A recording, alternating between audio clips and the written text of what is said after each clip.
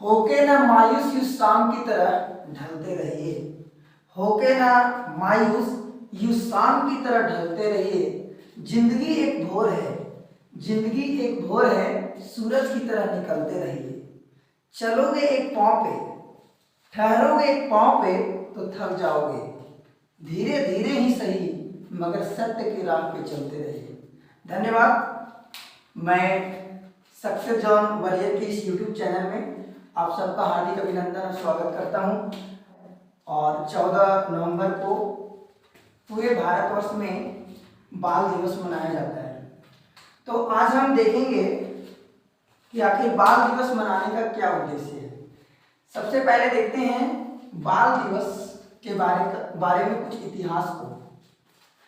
आज़ादी के बाद मनाया जाता था, वो 20 नवंबर को मनाया जाता था, परंतु पंडित जवाहरलाल नेहरू के जन्मदिन में की याद में अब 14 नवंबर को कर दिया गया। 1900 भी जानते हैं, लेकिन आज मैं जो इस वीडियो में बताने वाला हूँ, ये बाल दिवस जो हम लोग मनाते हैं, मेरे हिसाब से इसका उद्देश्य क्या होना चाहिए, मैं कुछ कंटेंट के माध्यम से आपको बताना चाहूँगा।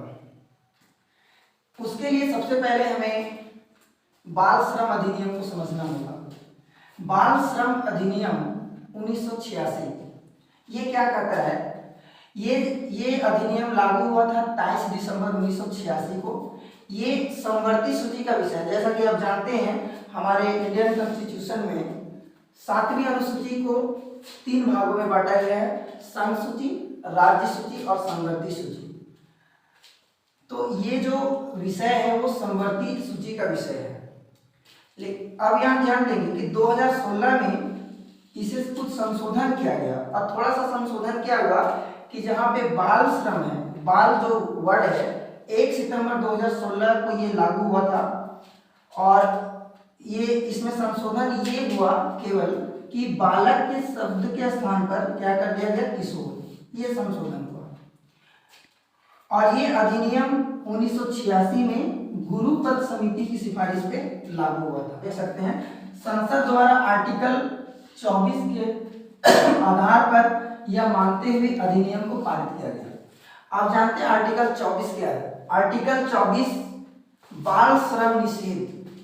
ध्यान देंगे, 14 वर्ष से कम उम्र के बच्चों को, ये बिल्कुल स्ट्रिक्ट पॉइंट है।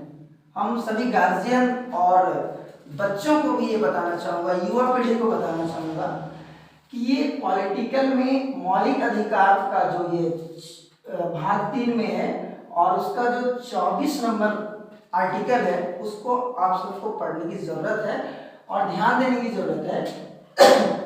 सबसे पहले बच्चों को कारखानों में काम नहीं करवाना है या किसी खान खदान में काम नहीं करवाना है, कोई खतरनाक उद्योग में नहीं काम करवाना है। ये नहीं करवाया जा सकता। ये मैं नहीं, आर्टिकल 24 कर रहा है।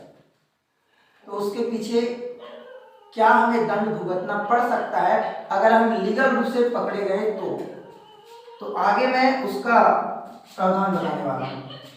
इस अधिनियम में, ये जो अधिनियम है वैसे तो बहुत लंबा है, मैं बहुत ज़्यादा भी डिटेल नहीं जाऊँगा, लेकिन यहाँ पे आप कुछ पॉइंट मैं व्याख्या करना चाहूँगा। इस अधिनियम में अध्याय 4 आईपीसी की धारा, देखिए हम लोग जो पढ़ते हैं वो सबसे पहले बेसिक पढ़ते हैं इंडियन कॉन्स्टिट्यूशन, जो जिसमें 395 अनुच्छेद हैं, 8-12 अनुसूचियाँ हैं और 22 भाग हैं। लेकिन दंड देने का प्रावधान आईपीसी की धारा की बुक से मिलता है हमें, जो यहाँ पे मैं आपको बताने वाला हूँ कि अगर ये रूल को फॉलो नहीं करते हैं तो वहाँ पे कौन सा धारा लगने वाला है। तो अध्याय 4 में 26 धाराओं का उल्लेख किया गया है, जिसमें से हम 1-2 धारा को आपको बता रहा हूँ कि अगर ये इस नियम का, अधिनियम का पालन नहीं करता है कोई व्यक्ति और बाल श्रम करवाता है, तो यहाँ पे लिखा गया है कि वह व्यक्ति अगर पहली बार पकड़ा गया तो उसे 20,000 रुपये से 50,000 रुपये तक का जुर्माना लग सकता है और 6 महीने से लेकर 2 वर्ष तक की सजा हो सकती है। नंबर 1, अगर वो व्यक्ति दूसरी बार पकड़ा जाता है कि जो एक बार गलती करता है वो इंसान होता है, गलती करके जो सुधर जाए वो इंसान होता है, परंतु जो गलती पर गलती करता जाए वो शैतान होता है। तो अगर दूसरी बार अगर कोई बाल श्रम के में पकड़ा गया तो उसे 20,000 से 50,000 तक जुर्माना लगेगा और 1 वर्ष से 3 वर्ष तक की सजा होगी।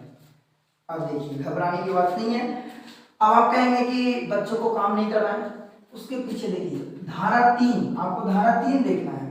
धारा 3 में क्या कहा गया है कि सॉल्यूशंस भी है कि आप अपने बच्चे को घर में काम करवा सकते हैं अगर उनका स्कूल का टाइम खराब ना हो, है ना। वो भी कठोर काम तो करवाना ही नहीं है, कठोर काम नहीं, जो उनके लिए सहज हो सके वही काम करवाना है। घर के काम में हाथ बटाना, वो भी आप 3 घंटे से लगातार 3 घंटे किसी बच्चे को लगातार काम नहीं करवा सकते हैं जिनकी उम्र 14 से कम है 14 तक भी। उसके बाद अब देखिए, रात्रि 10 बजे से सुबह 8 बजे के मध्य काम नहीं करवाया जा सकता बच्चों से। दूसरी बात, बच्चे काम कर सकते हैं बाल कलाकार के रूप में कर सकते हैं। बाल कलाकार के रूप में वो काम कर सकते हैं। सपोज दैट कहीं सांस्कृतिक कार्यक्रम में बाल कलाकार का आवश्यकता है तो वहां पे बच्चे काम कर सकते हैं। ये मैं नहीं कर रहा हूँ, धारा 3 कहता है।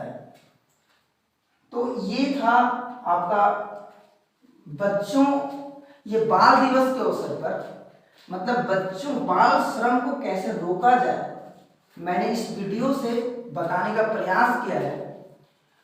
मुझे उम्मीद है कि आप इस वीडियो को ज़्यादा से ज़्यादा शेयर करेंगे और बच्चों के भविष्य को उज्जवल करेंगे, क्योंकि बच्चे देश के भविष्य हैं।